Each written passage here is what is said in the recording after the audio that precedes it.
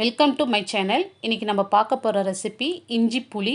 இந்த வெதருக்கு ஏற்ற மாதிரி இந்த இஞ்சி புளி செஞ்சு வச்சுக்கிட்டோன்னா எல்லாத்தோடு வச்சு சாப்பிட சொல்ல ரொம்பவே சூப்பராக இருக்கும். வாங்க எப்படி செய்யறதுன்னு பார்க்கலாம். 300 கிராம் அளவு இஞ்சி வாங்கி தோல் சீவிட்டு மண் இல்லாத வாஷ் பண்ணிவிட்டு காய் சீவிரத்தில் துருகி வச்சுருக்கேன். பாருங்கள், இந்த மாதிரி இருக்கும். நம்ம காய் துருகத்தில் துருகி வச்சோம்னா 1 கப் துருகின இஞ்சி எடுத்துருக்கோம். அதே கப் திக்காக கரைச்ச புளி தண்ணி இருக்கணும். அதில் 1/2 கப் வெல்லம் இருக்குனாங்க. இதுதான் கரெக்டான அளவு. இப்போ ஒரு பேன் வச்சு ஆயில் சேர்த்துடலாம். இப்போ ஆயில் நல்லா சூடே இருந்தோம். 1 ஸ்பூன் கடுகு,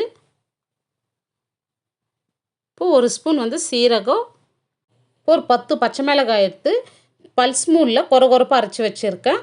இப்போ காஞ்ச மிளகாய் ஒரு 10, 2 கொத்து கருவேப்பிலை ஃப்ரெஷ்ஷாக வச்சுருக்கேன். இப்போ பச்சை மிளகாய் ஆயிலில் சேர்த்துடலாம். இப்போ மிளகாவும் கருவேப்பிலையும் சேர்த்துடலாம். இப்போ மிளகாய் கலர் கொஞ்சம் மாறி வரட்டும். பாருங்கள், இப்போ நம்ம துருகி வச்சு இஞ்சி இதோட சேர்த்துடலாம். இஞ்சி சேர்த்ததுமே ஃப்ளேம் கம்மி பண்ணிவிடுங்க.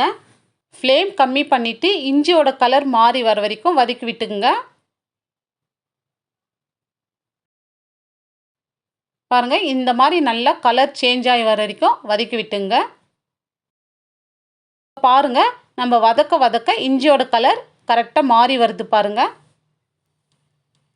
இப்போ ஃபஸ்ட்டுக்கும் இப்போதைக்கும் உங்களுக்கு வித்தியாசம் தெரியும். இப்போ பாருங்கள், இஞ்சி கலர் நல்ல கலர் மாறி வந்திருக்கு. இப்போ இந்த ஸ்டேஜில் புளி தண்ணி சேர்த்துடலாம்.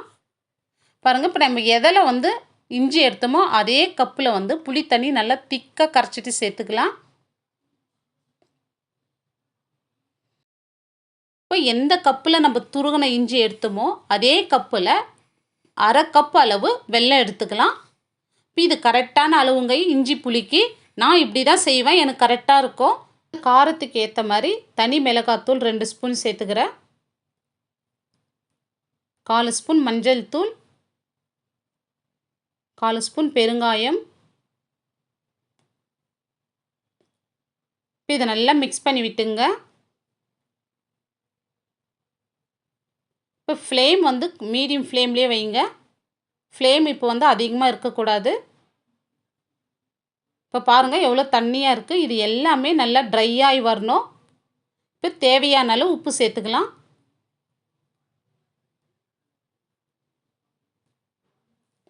இப்போ இந்த இடத்துல உப்பு செக் பண்ணிங்க.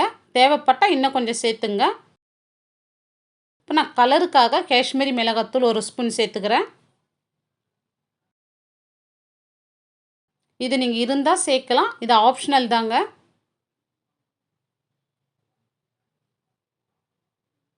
பாருங்கள், நல்லா மிக்ஸ் பண்ணி விடுங்க. இப்போ பாருங்கள், ஃபஸ்ட்டு இருந்ததை விட இப்போ தண்ணி எல்லாம் நல்லா ட்ரை ஆகிட்டு கரெக்டான கன்சிஸ்டன்சிக்கு இருக்குது. இப்போ உங்களுக்கு பார்த்தாவே தெரியும் ஃபஸ்ட்டுக்கு இப்போதைக்கும். இப்போ இஞ்சி புளி நம்மளுக்கு சூப்பராக ரெடி ஆகிட்டு வருது பாருங்கள். இப்போ இந்த ஸ்டேஜில் வறுத்து அரைச்ச 1 ஸ்பூன் வெந்தயத்தூள் சேர்த்துங்க. நான் சேர்த்தது வீடியோ ஸ்கிப் ஆயிடுச்சு. இப்போ பாருங்கள், திக்னஸ் நம்மளுக்கு கரெக்டாக இருக்குது. இப்போ இஞ்சி புளி நம்மளுக்கு சூப்பராக ரெடி ஆயிடுச்சு. இதை செஞ்சு ஒரு ஏர்டைட் பாக்ஸில் போட்டு 10 நாள் வரைக்கும் வெளியே வச்சுக்கலாம்.